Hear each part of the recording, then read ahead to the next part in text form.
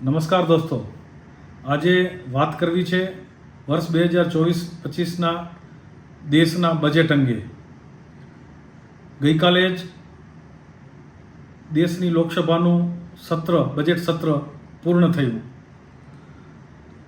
Budget અંગે છેલ્લા કેટલાક વર્ષોથી દર વર્ષે ગુજરાતનું અને દેશના બજેટ અંગે થોડો સ્ટડી કરવાનો સ્વભાવ બન્યો છે. આમ તો હું કોઈ તજજ્ઞ કે જ્ઞાતા નથી, પરંતુ એક વેપારી તરીકે મારો આ રસનો વિષય રહ્યો છે. 23 જુલાઈ 2024ના દિવસે દેશના નાણામંત્રી આદરણીય નિર્મલા સીતારમણજીએ દેશની સંસદમાં બજેટ રજૂ કર્યું અને આ બજેટ ઉપર ચર્ચા પણ થઈ. આપણે સૌએ અને ખાસ કરીને રસ ધરાવતા લોકોએ ઘણા બધા નેતાઓની ચર્ચા ટેલિવિઝનના માધ્યમથી જોઈ પણ હશે. હું એમ અંદાજ મુજબ 27 કલાક કરતાં વધુ સમય આ બજેટ ઉપર ચર્ચા થઈ છે અને 23 જુલાઈના રજૂ થયેલ બજેટ 30 જુલાઈ સુધી સંસદની અંદર એના ઉપર ચર્ચા થઈ છે. પરંતુ મારે આ બજેટની સાથે સાથે છેલ્લા 10 વર્ષથી નરેન્દ્ર મોદી સાહેબના નેતૃત્વમાં ભારતીય જનતા પાર્ટીની સરકાર અને તે પહેલાંની સરકાર એની કેટલીક તુલનાત્મક બજેટની વાત આપ સમક્ષ મૂકવાનો પ્રયાસ હું કરીશ. આમ તો બજેટ જે આવ્યું છે એનાથી પહેલાં 1 ફેબ્રુઆરી 2024ના દિવસે અંતરિમ વચગાળાનું બજેટ પણ આવ્યું હતું અને એ લોકસભાની ચૂંટણીથી પહેલાં આવ્યું હતું. એટલે બંને બજેટને સાથે મળીને આખા વર્ષનું બજેટ થાય એવું મને લાગે છે. નરેન્દ્ર મોદી સરકારને 10 વર્ષ થયા અને એ 10 વર્ષથી પહેલાં આ દેશમાં 60 વર્ષ પછી પહેલી વખત દેશની જનતાએ ત્રીજી વખત કોઈ સરકારને મેન્ડેટ આપ્યો અને એ નરેન્દ્ર મોદી સાહેબના નેતૃત્વમાં ભારતીય જનતા પાર્ટીની સરકારને મેન્ડેટ આપ્યો.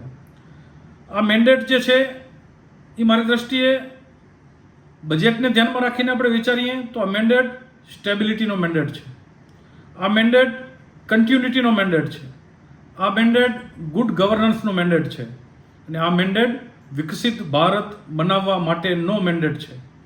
આ મેન્ડેટ પ્રો પુઅર પોલિસીનો મેન્ડેટ છે. કોંગ્રેસ સતત ત્રીજી વખતના પ્રયાસ પછી પણ 100 સીટની અંદર રહી છે, 100 સીટથી નીચે એનો ફિગર રહ્યો છે. ભારતીય જનતા પાર્ટી સતત ત્રીજી વખત નરેન્દ્રભાઈ મોદી સાહેબના નેતૃત્વની અંદર દેશનું સુકાન સંભાળી રહી છે. તમામ પક્ષોને મળીને ભારતીય જનતા પાર્ટી જેટલી સીટો દેશની જનતાએ નથી આપી. ત્રણેય વખત છેલ્લી 3 ચૂંટણીની અંદર કોંગ્રેસને જે સીટો મળી છે એનો કુલ સરવાળો કરો તો પણ ભારતીય જનતા પાર્ટીની સીટો કરતાં ઓછો છે. અને ગઈ લોકસભાની ચૂંટણીની અંદર 13 રાજ્યની અંદર દેશની અંદર કોંગ્રેસ 0 ઉપર છે. ગુજરાત, મધ્યપ્રદેશ, છત્તીસગઢ આ 3 રાજ્યોની મળીને 64 સીટમાંથી કોંગ્રેસને માત્ર 2 સીટ મળી છે, 62 સીટ પર એને હાર મળી છે. 2014માં જ્યારે ભારતીય જનતા પાર્ટીની નરેન્દ્ર મોદીની સરકાર બની ત્યારે આપણે વિચારીએ તો અર્થવ્યવસ્થાની સ્થિતિ શું હતી? આ દેશની અર્થવ્યવસ્થા બિલકુલ પાટા ઉપરથી ઉતરી ગઈ હતી. દેશની અંદર આર્થિક દ્રષ્ટિએ ચિંતાનો ખૂબ મોટો વિષય હતો. 2014 પહેલાં લાખો કરોડો રૂપિયાના ગોટાળા રોજ આ દેશની જનતાની સામે આવી રહ્યા હતા અને સમગ્ર દેશની અંદર જે માહોલ છે એ અત્યંત નિરાશાજનક હતો. એટલે 2014 પહેલાં આર્થિક રીતે વિચારીએ તો આ દેશની સ્થિતિ ખૂબ નિરાશાજનક હતી. 2013-14માં મનમોહનસિંહની સરકારના છેલ્લા બજેટ વખતે બજેટનું કદ જે છે એ માત્ર 16 લાખ કરોડનું હતું અને અત્યારે જે બજેટ આવ્યું છે એ બજેટનું કદ જે છે એ 48 લાખ કરોડ રૂપિયાનું છે. એટલે 10 વર્ષની અંદર બજેટનું કદ જે છે એ 3 ગણું વધ્યું છે મોદી સાહેબના નેતૃત્વની અંદર ભારતીય જનતા પાર્ટીના નેતૃત્વવાળી સરકારમાં. કેપિટલ એક્સપેન્ડિચર એટલે મૂડી ખર્ચ 2004માં યુપીએના પહેલા બજેટમાં એટલે મનમોહનસિંહજીના નેતૃત્વની પહેલી સરકાર જ્યારે આવી ત્યારે કેપિટલ એક્સપેન્ડિચર કેટલું હતું? તો માત્ર 90,000 કરોડ રૂપિયા હતું. 2014ના યુપીએના છેલ્લા બજેટમાં એટલે 10 વર્ષ સુધી મનમોહનસિંહના નેતૃત્વમાં જે સરકાર રહી એના પહેલા બજેટમાં 90,000 કરોડ હતું, જે 10 વર્ષ પછી એમનું છેલ્લું બજેટ 2014નું હતું યુપીએનું, ત્યારે એ 90,000 વાળું માત્ર 2 લાખ કરોડ સુધી પહોંચ્યું હતું. અને આજે આ અત્યારના બજેટની અંદર આ મૂડી ખર્ચ જે છે, કેપિટલ એક્સપેન્ડિચર જે છે એ 11 લાખ કરોડ ઉપર પહોંચ્યું છે. મનમોહનસિંહના નેતૃત્વવાળા 10 વર્ષની અંદર 10 વર્ષમાં ડબલ, જ્યારે નરેન્દ્ર મોદી સાહેબના નેતૃત્વની અંદર આ 14 અને 24ની વચ્ચે 10 વર્ષની અંદર 5.5 ગણું મૂડી ખર્ચ થયું છે. આ બજેટ વિઝનરી છે, દૂરંદેશી છે, ગ્રોથ અને ડેવલપમેન્ટ માટેનું છે. ઇકોરિલિઝમ છે એટલે કે સ્થિર અને સ્થિતિસ્થાપક છે. વિઝનરી સર્વ સમાવેશક, સમાજના તમામ વર્ગ સમૂહને લાભ આપનારું અને વિકસિત ભારત માટે મક્કમતાથી દેશને આગળ વધારનારું બજેટ છે. કોરોના પછી દુનિયાની ઇકોનોમી ડગમગી ગઈ છે. ઘણા બધા દેશ હજી એમાંથી બહાર નથી આવ્યા અને તેની વચ્ચે પણ વર્તમાન ચેલેન્જ અને દૂરંદેશી એટલે કે વિકસિત ભારત બનાવવાના વિઝન સાથેનું આ બજેટ છે. વર્તમાન જરૂરિયાત પણ આની અંદર પૂરી થાય છે અને ભવિષ્ય માટે દેશની અર્થવ્યવસ્થા મજબૂત થાય એ પ્રકારની પણ વ્યવસ્થા આ બજેટની અંદર આપવામાં આવી છે. 360 ડિગ્રી ગ્રોથ અને ડેવલપમેન્ટના લક્ષ્યવાળું આ બજેટ છે. બજેટની ઉપર આપણે સામાન્ય રીતે ચર્ચા કરતા હોઈએ, સાંભળતા હોઈએ ત્યારે ફાઇનાન્સના માસ્ટર, ચાર્ટર્સ, નોલેજિયન્સ, જ્ઞાતા, સીએ, એકાઉન્ટન્ટ્સ વગેરે લોકો જ આને સમજી શકે એ પ્રકારનું સામાન્ય ધારણા અને માન્યતા લોકોમાં પણ પ્રવર્તી હોય છે. સાધારણ ભાષામાં સમજવું હોય તો મેં પ્રયાસ કર્યો છે કે સાધારણ ભાષામાં સમજવું હોય તો આ બજેટને કેવી રીતે સમજી શકાય. બજેટ જે છે એ દેશનું બજેટ હોય, કોઈ રાજ્યનું બજેટ હોય, કોઈ નગરપાલિકાનું બજેટ હોય, તાલુકા પંચાયતનું બજેટ, જિલ્લા પંચાયતનું બજેટ હોય, અગર કોઈ સંસ્થાનું બજેટ હોય અને આપણા પરિવારનું બજેટ હોય, આ બધાનો બજેટની અંદર મૂળ હેતુ જે છે, મુખ્ય જે વિષયો છે એ એક સમાન હોય છે. 3 મુખ્ય બાબતો હોય છે બજેટની અંદર. એક આવક, બીજું મૂડી ખર્ચ અને ત્રીજું લીકેજ. આવક જેટલી વધારે એટલું ખર્ચ કરવાની ક્ષમતા વધુ. ઇન્કમની લાર્જ સાઇઝ અને લાર્જ બેનિફિટ્સ. જેટલી ઇન્કમ વધારે એટલું આપણે ખર્ચ બેનિફિટ્સ વધુ આપી શકીએ. લાસ્ટ માઇલી સુધી ડિલિવરી એટલે કે અંત્યોદયનો ખ્યાલ સમાજના અંતિમ વર્ગના વ્યક્તિ સુધી પણ જે બજેટની અંદર પ્રાવધાન કરવામાં આવ્યું હોય, જે યોજના બનાવવામાં આવી હોય, એ લાસ્ટ માઇલી સુધી એની ડિલિવરી થાય, લીકેજ વગરની ડિલિવરી થાય એ પ્રકારનો ખ્યાલ રાખવાનો વિષય. અને ખર્ચ સેવાઓ ઉપરાંત કેપિટલ માટેની પ્રાયોરિટી, આ મુખ્ય વિષયો હોય છે. તો આ બજેટની પ્રાયોરિટી શું છે? ઇન્ફ્રાસ્ટ્રક્ચર ડેવલપમેન્ટ, લોજિસ્ટિકનો પાયો મજબૂત કરવો. પછી એ લોજિસ્ટિક જે છે એ હવાઈ માર્ગનું હોય, સમુદ્ર માર્ગનું હોય, રોડ રસ્તાના માર્ગનું હોય કે રેલવેના માર્ગનું હોય, તમામ લોજિસ્ટિકના માર્ગો છે એનું દૃઢીકરણ, મજબૂતીકરણ કરી નવા માર્ગો પ્રસ્થાપિત કરી અને લોજિસ્ટિક કોસ્ટ નીચે લઈ આવવાનો પ્રયાસ છે. હું સમજ્યો છું ત્યાં સુધી અત્યારે એવરેજ કોઈ પણ પ્રોડક્ટની જે લોજિસ્ટિક કોસ્ટ છે એ રો મટીરિયલ્સથી કરી અને ઉપભોક્તા સુધી પહોંચે ત્યાં સુધી એવરેજ 18% સુધી લોજિસ્ટિક કોસ્ટ હોય છે. આ લોજિસ્ટિક કોસ્ટને 50% સુધી લઈ જવુંનું લક્ષ્ય જ્યારે આપણે નક્કી કરીએ ત્યારે એના માટે થઈને સૌથી અગત્યનું હોય તો એ લોજિસ્ટિક માટેના ઇન્ફ્રાસ્ટ્રક્ચરો છે એ આ દેશની અંદર પ્રસ્થાપિત કરવા પડે. અને લોજિસ્ટિક માટેના ઇન્ફ્રાસ્ટ્રક્ચરને ડેવલપ કરવા હોય તો મૂડી ખર્ચ જે કેપિટલ ખર્ચ છે એને વધારવું પડે. અને કેપિટલ ખર્ચ વધારવું હોય ત્યારે આવક વધારે હોય તો જ આપણે કેપિટલ ખર્ચ વધારી શકીએ. બીજી પ્રાયોરિટી છે ટેકનોલોજી અને ઇનોવેશન.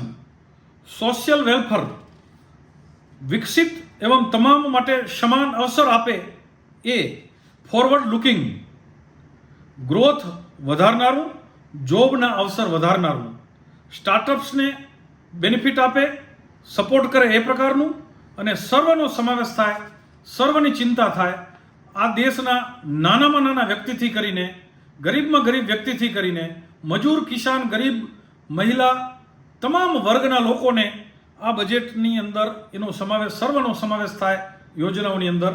એ પ્રકારનું આ બજેટની પ્રાયોરિટી છે. ખર્ચમાં રેકોર્ડ વધારો અને ટેક્સમાં રેકોર્ડ કટોતી. લીકેજ જ્યારે દૂર થાય ત્યારે આ કામ થઈ શકે. 10 વર્ષની અંદર રેલવેનું બજેટ જે છે એ 8 ગણું વધારવામાં આવ્યું છે. હાઈવે ઉપર જે કામ થઈ રહ્યું છે એ હાઈવેનું બજેટ જે છે એની અંદર પણ 8 ગણો વધારો કરવામાં આવ્યો છે. એગ્રીકલ્ચરને સપોર્ટ માટેનું બજેટ જે છે એની અંદર 2014માં જે બજેટ ફાળવણી કરવામાં આવી હતી એના કરતાં 2024ની અંદર 4 ગણો વધારો કરવામાં આવ્યો છે. સંરક્ષણ બજેટ જે આ દેશનું હતું પહેલાં એ 10 વર્ષની અંદર 2 ગણો એટલે ડબલ કરવામાં આવ્યું છે. તમામ ક્ષેત્રમાં બજેટની અંદર વધારાની ફાળવણી કરવામાં આવી છે. આવું કેટલાક મુખ્ય વિષય માત્ર તમને કહું છું. ટેક્સ જે છે એ અગાઉ 50 કરોડનું ટર્નઓવર હોય ધરાવતા હોય એને MSMEમાં સમાવેશ કરી અને 30%નો જે ટેક્સનો સ્લેબ હતો એ 22% કરવામાં આવ્યો. કોર્પોરેટ ટેક્સ જે 30% હતો એને 25% કરવામાં આવ્યો. પ્રોપર્ટી લોંગ ટર્મ જે 20% કેપિટલ ટેક્સ હતો એને 12.5% કરવામાં આવ્યો. એન્જલ ટેક્સ જે નોન લિસ્ટેડ કંપનીઓ હતી એના ઉપર યુપીએની સરકાર વખતે કોઈ સ્ટાર્ટઅપ્સ કરે અને નોન લિસ્ટેડ કંપની હોય અને પોતાને ફંડિંગની રિક્વાયરમેન્ટ હોય તો એના ઉપર 30% જેવો માતબર એન્જલ ટેક્સ નાખવામાં આવ્યો હતો. આ એન્જલ ટેક્સ પણ આ વખતના બજેટની અંદર નાબૂદ કરવામાં આવ્યો, જેના કારણે નોન લિસ્ટેડ કંપનીઓ પણ ફંડ એક્વાયર કરવાની અંદર એને કોઈ ટેક્સ ચૂકવવાની આવશ્યકતા નહીં રહે. એટલે હું ફરીને કહું તો ટેક્સની આવકની ટેક્સ ઘટાડીને પણ આવકમાં વધારો કરવામાં આવ્યો, ખર્ચની ફાળવણી વધારવામાં આવી. એટલે આ રીતે જોઈએ તો એન્જલ ટેક્સ પણ આ બજેટની અંદર નાબૂદ કરવામાં આવ્યો. વર્તમાન સમયે દુનિયા અનિશ્ચિતતાથી ભરેલી છે. દુનિયાના અનેક વિકસિત ગણાતા દેશો એની આર્થિક સ્થિતિ પણ ડામાડોળ છે. એની અર્થવ્યવસ્થા લંગડાયેલી છે અને એની વચ્ચે ભારતે ફોરેન રિઝર્વની અંદર પણ વૃદ્ધિ કરી, ગોલ્ડમાં પણ વૃદ્ધિ કરી. અગાઉની વાતો હું નથી કરવા માંગતો. અગાઉ આપણે અર્થવ્યવસ્થા આપણી ક્યાં હતી, આપણે ક્યાંક ગોલ્ડ પણ ગીરવે મૂકવું પડે એ પ્રકારની સ્થિતિ હતી. આવક અને લીકેજ આ બે વચ્ચેનો ખૂબ ગહેરો સંબંધ હોય છે. કોંગ્રેસ આ વિષયમાં ક્યારેય આજ દિવસ સુધી કોઈ ઠોસ કદમ ઉઠાવી શકી નથી અને કોંગ્રેસની એ પ્રકારની નીતિ પણ રહી નથી. ભારતીય જનતા પાર્ટીની મોદી સરકારે લીક પ્રૂફ પ્લાન બનાવીને લાસ્ટ માઇલી સુધી ડિલિવરી આપવાનો સફળ પ્રયાસ કર્યો છે. એક દેશના પ્રધાનમંત્રી કહેતા કે 1 રૂપિયો મોકલું છું ને 15 પૈસા પહોંચે છે. એટલે આ બધા જ જે લીકેજ હતા એ લીકેજના કારણે જેના માટે બજેટ બનતું હતું એવા જરૂરતમંદ સુધી એ બજેટ ઘસાતું 1 રૂપિયાના 15 પૈસા પહોંચતું હતું. આ નરી વાસ્તવિકતા આ દેશની અંદર હતી. પણ નરેન્દ્ર મોદીની સરકાર આવ્યા પછી digital India, direct benefit transfer DBT આવા કારણોસર 37 લાખ કરોડ રૂપિયા નાગરિકોના ખાતામાં અત્યાર સુધીમાં ડાયરેક્ટ ચૂકવ્યા છે. ડિજિટલ ઇન્ડિયાનો ઉપયોગ કરીને ડાયરેક્ટ બેનિફિટ ટ્રાન્સફરની નીતિ બનાવીને અને બેંક એકાઉન્ટો પ્રજાના ખોલીને 37 લાખ કરોડ રૂપિયા આ દેશના નાગરિકોના જરૂરતમંદોના ખાતાની અંદર અત્યાર સુધી બજેટમાંથી ગયા છે. તમે કલ્પના હિસાબ લગાવી લો કે 1 રૂપિયાના 15 પૈસા પહોંચ્યા હોત તો આ 37 લાખ રૂપિયાની જગ્યાએ કેટલા રૂપિયા લોકો સુધી પહોંચ્યા હોત. લીકેજ રોકવાના અનેક પ્રયાસ થયા છે. એની અંદર આજ દિવસ સુધીની અંદર 10 વર્ષની અંદર 5 કરોડ ફેક રેશન કાર્ડ બંધ થયા છે. ડિજિટલના કારણે 4 કરોડ ફેક એલપીજી કનેક્શન જે સબસિડી મેળવતા હતા એ બંધ થયા છે. 7 કરોડ ફેક નારેગાના બોગસ નામ બંધ કરવામાં આવ્યા છે. અને માત્ર આ જે ડિજિટલ ઇન્ડિયાના કારણે ટેકનોલોજીનો ઉપયોગ કરીને જ્યાં જ્યાં ખોટું થઈ રહ્યું હતું, લીકેજ હતું, એ રોકવાના પ્રયાસ જે કર્યા, એ પ્રયાસના કારણે અત્યાર સુધીમાં કુલ 2.50 લાખ કરોડ રૂપિયાની રકમ આ દેશની તિજોરીની અંદર બચત થઈ છે. એટલે એક બાજુ 37 લાખ કરોડ રૂપિયા નાગરિકોના ખાતામાં આપ્યા છે અને 2.50 લાખ રૂપિયા માત્ર ટેકનોલોજીનો ઉપયોગ કરીને જે લીકેજના કારણે બોગસ લોકોના હાથમાં જતા હતા એ રકમ દેશની તિજોરીની અંદર બચી છે. ઇકોનોમી 2 પ્રકારની હોય છે, ઇન્ફોર્મલ ઇકોનોમી અને ફોર્મલ ઇકોનોમી. હવે ઇન્ફોર્મલ ઇકોનોમી ફૂલી ફાલી હતી કોંગ્રેસના શાસનની અંદર. આ ટેકનોલોજીનો ઉપયોગ કરીને ઈચ્છાશક્તિના કારણે, લીકેજ રોકવાની દ્રઢ ઈચ્છાશક્તિના કારણે દેશને ફોર્મલ ઇકોનોમી તરફ લઈ જવાનો પ્રયાસ થયો. ફોર્મલ ઇકોનોમીમાં વધારો થયો, વધુ લોકો એની અંદર જોડાણા, વધુ પ્રજાજનો એ ફોર્મલ ઇકોનોમી સાથે જોડાણા.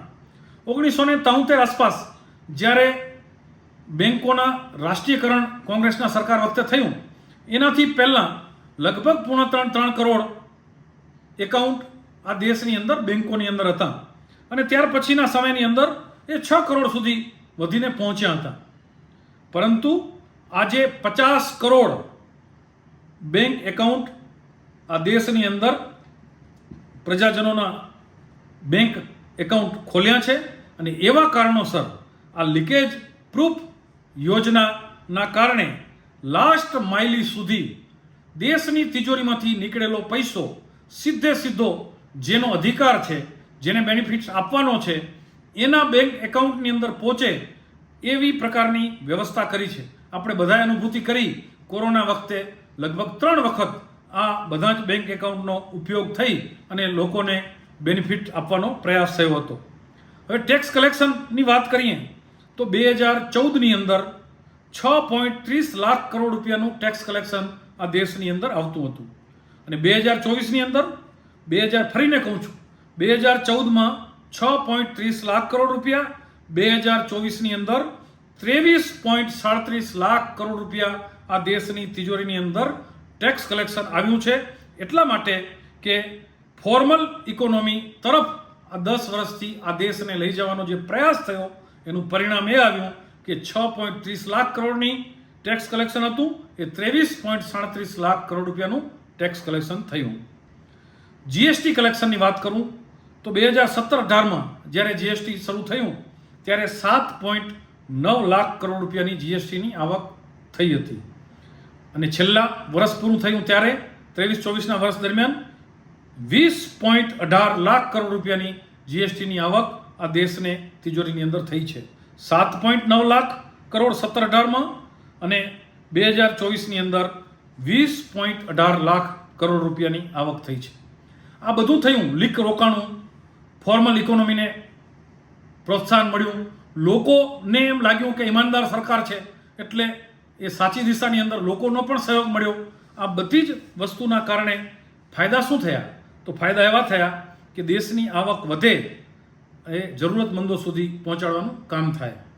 આયુષ્યમાન ભારત, હું ઘણી બધી યોજનાઓ છે પણ હું 2-4 યોજનાની વાત કરું તો આયુષ્યમાન ભારત એ વર્લ્ડની લાર્જ યુએચસી પ્રોગ્રામ છે. યુનિવર્સલ હેલ્થ કવરેજ આપતો પ્રોગ્રામ આખા વિશ્વનો સૌથી મોટો કાર્યક્રમ એ ભારત સરકાર ચલાવી રહી છે. એક પરિવારને 5 લાખ રૂપિયા સુધીનું કવર આપવામાં આવ્યું છે. 55 કરોડ વ્યક્તિ આના બેનિફિશરી છે. પ્રધાનમંત્રી અન્ન યોજના કોરોના સમયથી કરીને લગભગ છેલ્લા 5 વર્ષથી શરૂ કરીને હજી આગામી 5 વર્ષ સુધીની ડિક્લેરેશન કર્યું છે. તો કોરોના સમયથી આજ દિવસ સુધી અને આગામી 5 વર્ષ સુધી 80 કરોડ જેટલા લોકોને વિના મૂલ્યે અનાજ અપાઈ રહ્યું છે. 25 કરોડ લોકો આવા બધા જ કારણોસર સરકારની યોજનાઓનો સીધો બેનિફિટ મળે, એ પછી ઘરનું ઘર હોય, એ એલપીજી કનેક્શન હોય, એ શૌચાલયનો વિષય હોય, એ નલ સે જલનો વિષય હોય, એ આયુષ્માન ભારત હોય, પ્રધાનમંત્રી અન્ન યોજના હોય, એ લાસ્ટ માઇલી સુધી જે લીક પ્રૂફ ડિલિવરી આપવાનું કામ કર્યું, આ બધા જ કારણો અને બધા જ પ્રયાસોનો પરિણામ એ આવ્યું કે 25 કરોડ લોકો ગરીબી રેખાથી બહાર નીકળ્યા છે. એ IMF આંકડા જાહેર કર્યા છે. એટલે 25 કરોડ લોકો જ્યારે ગરીબી રેખાથી બહાર નીકળ્યા હોય, મારી દ્રષ્ટિએ બજેટનો આનાથી ઉત્તમ ઉપયોગ કોઈ ન હોઈ શકે. છેલ્લા 10 વર્ષની અંદર 4 કરોડ જેટલા ઘર બની ચૂક્યા છે અથવા તો પાઇપલાઇનમાં છે, અને હજી આગામી સમયની અંદર 3 કરોડ નવા ઘર બનાવવાનું આયોજન છે. ઉજ્જવલા યોજના હેઠળ 10 કરોડ ગેસ કનેક્શન આપવામાં આવ્યા છે. 5 લાખ મહિલાઓના મૃત્યુ અનક્લીન કુકિંગ ફ્યુલના કારણે થતા હતા. મારી દ્રષ્ટિએ આ ખૂબ મોટી સેવા છે. ડાયરેક્ટ ન દેખાય એવી પણ ઇનડાયરેક્ટલી ખૂબ મોટો ફાયદો કરે એ પ્રકારનું કાર્ય આ લીક પ્રૂફ યોજનાના કારણે, આવક બજેટની અંદર વધવાના કારણે, ખર્ચ યોગ્ય વ્યક્તિ સુધી પહોંચવાના કારણે મારી દ્રષ્ટિએ હું તો એવું માનું છું કે વુમન એમ્પાવરમેન્ટનું આનાથી મોટું કોઈ કામ હોઈ ન શકે. એટલે ઇનડાયરેક્ટલી મહિલાઓને મજબૂત કરવાનું કામ પણ થયું છે. ઉજાલા યોજના, LED બલ્બ, દેખીતી રીતે નાનું કામ છે. એક LED બલ્બ આપવો એ દેખીતી રીતે ખૂબ નાનું કામ લાગે, પણ અત્યાર સુધીમાં 36 કરોડ બલ્બનું વિતરણ આ દેશની અંદર થયું છે. અને એવા કારણોસર એક અંદાજ મુજબ જે લોકોએ 36 કરોડ બલ્બનો ઉપયોગ થયો એના કારણે 20,000 કરોડ રૂપિયાનો બેનિફિટ આ બલ્બ જે ઉપયોગ કરતા છે, ઉપભોક્તા છે, એને બિલ બચતની અંદર થયો છે. એટલે 20,000 કરોડનો ઇનડાયરેક્ટલી બેનિફિટ એક માત્ર ઉજાલા યોજનાના કારણે પ્રજાજનોને થયો છે. Covid relief package 20 lakh crore રૂપિયા, એમ્પાવર માટે ડોનેશન. ઘણા બધા લોકોની અપેક્ષા એવી હતી કે સીધું ડોનેશન આપી દો, પણ નરેન્દ્રભાઈએ, ભારતીય જનતા પાર્ટીની સરકારે નક્કી કર્યું કે આપદામાંથી અવસર કેવી રીતે મળે. એ FPO હોય, MSME હોય, એને વ્યાજનો સહયોગ મળે તો મોટી રકમ આપણે આપી શકીએ. બેન્કો દ્વારા આ પ્રકારના પેકેજ દ્વારા સહયોગ આપીને MSME, FPO આ બધાને ખૂબ મજબૂત કરવાનું કામ એ કોવિડ રિલીફના સમયની અંદર થયું. જ્યારે વિકસિત દેશો ડગમગી રહ્યા છે ત્યારે આ પ્રકારે FPO હોય, MSME હોય, આ બધા જને મજબૂત અને ટકાવી રાખવાના કારણે મોટું રોજગારીનું કાર્ય ઇનડાયરેક્ટલી થયું, અને એના કારણે ભારતની ઇકોનોમી આજે પણ વિશ્વની અંદર ચમકી રહી છે. સૌભાગ્ય યોજના, 2.60 લાખ ઘરોની અંદર નવા વીજળીના જોડાણ આપવામાં આવ્યા. 6,320 કરોડ રૂપિયાનો ખર્ચ આ સૌભાગ્ય યોજનાના માધ્યમથી આપવામાં આવ્યો. સાહેબ, દેશની અંદર અગાઉ 65 વર્ષની અંદર બેઝિક વસ્તુઓ જરૂરતમંદો સુધી નહોતી પહોંચી. પછી એ નળનું કનેક્શન હોય, વીજળીનું કનેક્શન હોય, શૌચાલય હોય, ગેસનું કનેક્શન હોય, આવી બેઝિક વસ્તુઓ જરૂરતમંદો સુધી નહોતી પહોંચી. એ બધી જ બેઝિક વસ્તુઓ જરૂરતમંદો સુધી લીક પ્રૂફ રીતે બજેટમાંથી સીધી DBTના માધ્યમથી એના પરિવાર સુધી પહોંચે એ પ્રકારનું ઉત્તમ કાર્ય આ દેશની અંદર થયું છે. એટલે સૌભાગ્ય યોજનામાં પણ 6,320 કરોડ રૂપિયાનું ખર્ચ કરવામાં આવ્યું છે. જલ જીવન મિશન, 11 કરોડ નવા કનેક્શન જલ જીવન મિશનના માધ્યમથી દેશના ગ્રામીણ વિસ્તારની અંદર ગરીબ પરિવારોના ઘર સુધી પહોંચાડવામાં આવ્યા છે. આની અંદર ખર્ચ તો ખૂબ થયું, પરંતુ ઇનડાયરેક્ટલી એક બીજો બેનિફિટ થયો. એક અંદાજ મુજબ 2 કરોડ લોકોને નવી રોજગારી, નવું કામ આ જલજીવન મિશનના કારણે મળ્યું. એ પ્લમ્બિંગ હોય, ફિટિંગ હોય, પાઇપ બનાવવાનું કામ હોય, નળ બનાવવાનું કામ હોય, આ બધા જ કામોની અંદર ઇનડાયરેક્ટલી ખૂબ મોટા વર્ગને એ રોજગારી આપવાનું કામ પણ થયું. કિસાન સન્માન નિધિ, કોંગ્રેસ ઘણી વખત કિસાનોની હિતેચ્છુ થઈને વાત કરતી હોય છે, બહુ ટીકાત્મકમાં જવાનો મારો સ્વભાવ નથી, પરંતુ એક વાત હું ચોક્કસ કહીશ કે કોંગ્રેસે એક વખત 2008ની અંદર કિસાનો માટે રિલીફ જાહેર કરી હતી અને પોતાને હંમેશા 2008માં જે રિલીફ જાહેર કરી હતી એના આધાર ઉપર કિસાનોના મસીહા તરીકેની મૂલવણી વાત એ હંમેશા કરતા હોય છે. તો 2008ની અંદર વન ટાઈમ એક વખત કિસાનોને બેનિફિટ આપવા માટે કેટલા રૂપિયા બજેટમાંથી ખર્ચ્યા હતા? 52,000 કરોડ રૂપિયા માત્ર એ વન ટાઈમ આપ્યા હતા. અને આપણે ભારતીય જનતા પાર્ટીની મોદી સાહેબની સરકારે કિસાન સન્માન નિધિના માધ્યમથી અત્યાર સુધીમાં 17 ઇન્સ્ટોલમેન્ટ આપી ચૂક્યા છીએ અને આ 17 ઇન્સ્ટોલમેન્ટના અંદર 3,24,000 કરોડ રૂપિયા અત્યાર સુધી કિસાનોના એકાઉન્ટમાં ડાયરેક્ટ બેનિફિટ તરીકે એના એકાઉન્ટની અંદર આપી દેવામાં આવ્યા છે. 2008માં 52,000 કરોડ રૂપિયા આપ્યા હતા, એની અત્યાર સુધી વાગોળતા હોય છે. અને આપણે મેં અગાઉ કહ્યું ને કે આ બજેટ કન્ટિન્યુટીનું બજેટ છે. તો કન્ટિન્યુટી એટલે આ કિસાન સન્માન નિધિ એ 2000 એ સતત એના ક્રમશઃ સમય થાય એટલે 4 મહિને ઇન્સ્ટોલમેન્ટ એના એકાઉન્ટમાં જતું જ રહે, એટલે આ કન્ટિન્યુટીવાળું બજેટ છે. 2000 પ્રમાણે અત્યાર સુધીમાં 17 ઇન્સ્ટોલમેન્ટ અને 3,24,000 કરોડ રૂપિયા કિસાનોના નાના કિસાનોના ખાતાની અંદર સીધા પહોંચી ગયા છે. જ્ઞાન, GYAN, જ્ઞાન, જી એટલે ગરીબ, યુવા, અન્નદાતા અને નારી શક્તિ, આ દરેકને અનેક રીતે એનું સ્ટ્રેન્થનિંગ થાય એ પ્રકારનું બજેટની અંદર પ્રાવધાનો કરવામાં આવ્યા છે.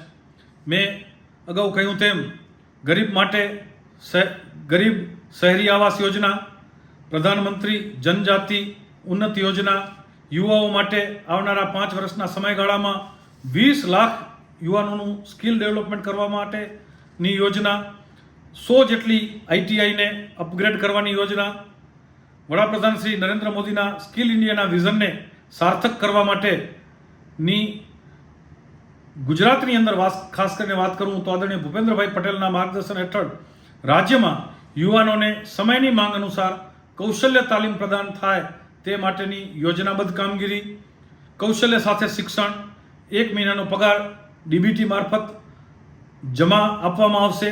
ગુજરાતમાં દેશમાં સૌથી વધુ રોજગારી આપતું રાજ્ય અને સાથે નારી શક્તિ માટે વુમન લેન્ડ ડેવલપમેન્ટ પ્રોત્સાહનની યોજના, આવી અનેક યોજનાઓ અન્નદાતા માટે ખેતી અને બાગાયતમાં 32 જેટલા પાકોને 109 જેટલી નવી ક્લાઇમેટ રિઝિલિયન્ટ જાતો વિકસાવવામાંનું કામ, ગુજરાત બાગાયત પાકો જેવા કે કેળા, પપૈયા, ચીકુના ઉત્પાદનમાં અગ્રેસર રાજ્ય બન્યું છે. એ દિશામાં નવી પોલિસીઓ, નેશનલ કોઓપરેશન પોલિસી, નવી સહકાર નીતિ, સહકારીના માધ્યમથી, સહકારી એપેક્સના માધ્યમથી, સહકારી સંઘોના માધ્યમથી ખેડૂતો સુધી દરેક યોજના પહોંચે એ પ્રકારના વિષય, આવી અનેક યોજનાઓના માધ્યમથી સમાજના તમામ વર્ગના લોકો સુધી એ બેનિફિટ પહોંચે એવો આ બજેટની અંદર પ્રયાસ થયો છે. 5 ટ્રિલિયનની ઇકોનોમીનો સંકલ્પ, ઝીરો ઇફેક્ટ ઝીરો ડિફેક્ટનો સંકલ્પ, આત્મનિર્ભર ભારતનો સંકલ્પ, વિકસિત ભારતનો સંકલ્પ, manufacturing ecosystem, make in India, 100 મોટા શહેરો પાસે ઇન્ડસ્ટ્રીયલ પાર્ક બનાવવાનું લક્ષ્ય વિકસિત ભારત માટે, MSME ઉપર ફોકસ, કરોડો લોકોને રોજગાર આપવાનું કામ આ MSME કરે છે. જરૂરી વર્કિંગ કેપિટલ, નવી ટ્રેડિંગ ગેરંટી સ્કીમ લોન્ચ કરવામાં આવી છે.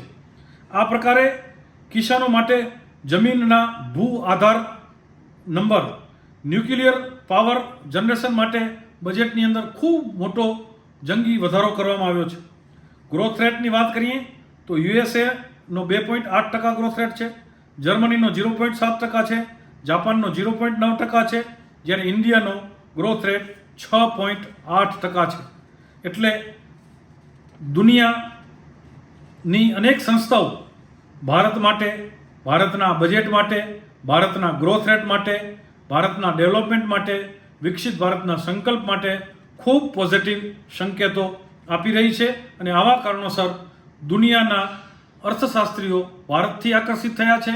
દુનિયાના ઉદ્યોગો, વર્લ્ડની લીડરશિપ એ પણ ભારતથી આકર્ષિત છે. આત્મનિર્ભર ભારત, દુનિયાની સૌથી ત્રીજી મોટી ઓટોમોબાઈલની માર્કેટ એ ભારત બની ચૂક્યું છે. ઇલેક્ટ્રિક ઉત્પાદનમાં 6 ગણો વધારો થયો છે. મોબાઈલ 92% ઇમ્પોર્ટ થતા હતા, હાલે 97% પોતાનું ઉત્પાદન થયું છે.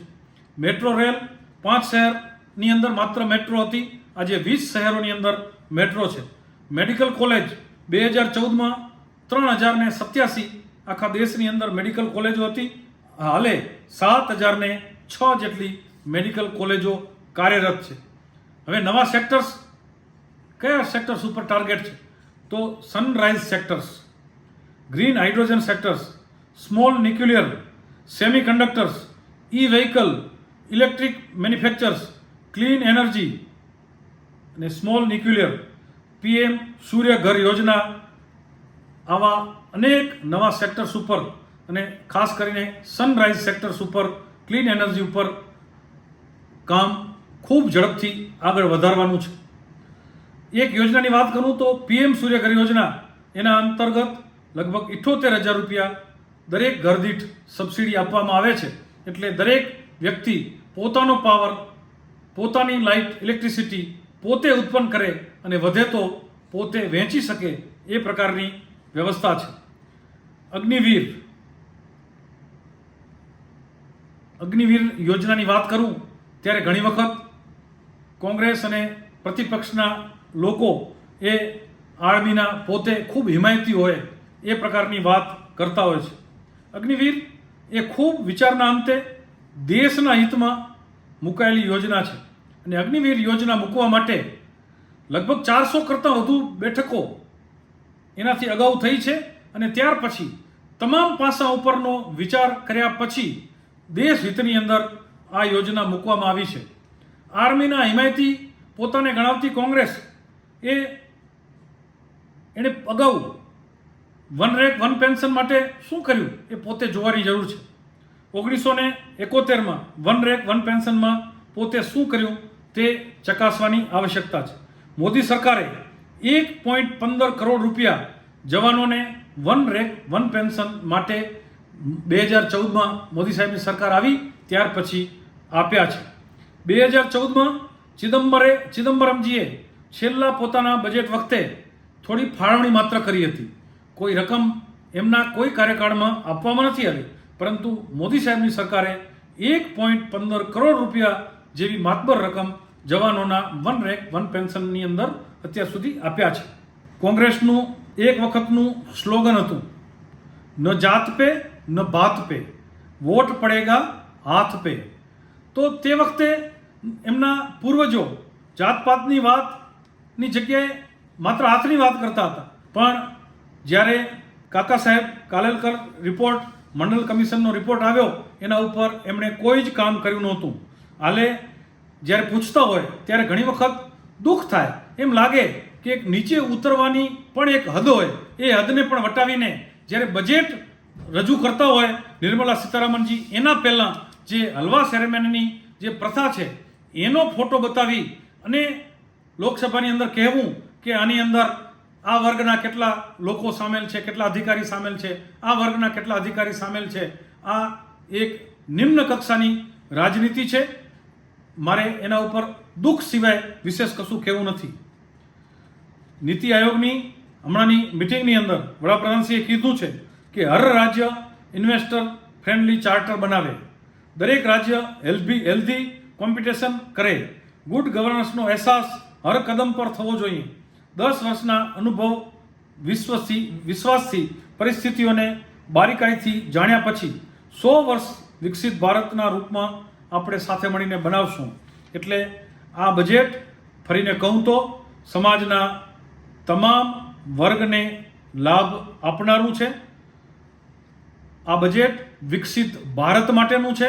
એટલે દેશના આપણે સૌ તમામ નાગરિકોએ આ બજેટના માધ્યમથી દેશ હિતનું વિચાર કરીને આપેલા બજેટની અંદર વ્યક્તિગત રીતે મને શું ફાયદો થયો એટલું ન વિચારતા નરેન્દ્ર મોદી સરકાર આવી ત્યારથી કરીને આજ દિવસ સુધી આ 11 બજેટની અંદર દેશ હિતને હંમેશા સર્વોપરી ગણવામાં આવ્યો છે. જરૂરતમંદને, સમાજના છેવાડાના વર્ગને નજર સમક્ષ રાખીને યોજનાઓ બનાવવામાં આવી છે અને મૂડી ખર્ચ વધુમાં વધુ થાય, ઇન્ફ્રાસ્ટ્રક્ચર ખૂબ ઝડપથી ડેવલપ થાય અને એ ઇનડાયરેક્ટલી બધા જ વર્ગને બેનિફિટ થાય એ પ્રકારના બજેટો આપવામાં આવ્યા છે. બજેટનો ખર્ચ પોતાની લોકપ્રિયતા માટે પણ કરી શકાય, પોતાની પાર્ટીની લોકપ્રિયતા માટે પણ કરી શકાય. આદરણીય નરેન્દ્રભાઈના નેતૃત્વની ભાજપા સરકારે ક્યારેય પોતાની કે પાર્ટીની લોકપ્રિયતાને ધ્યાનમાં રાખીને બજેટ નથી આપ્યું. દેશ હિતને નજર સમક્ષ રાખીને બજેટ આપ્યું છે.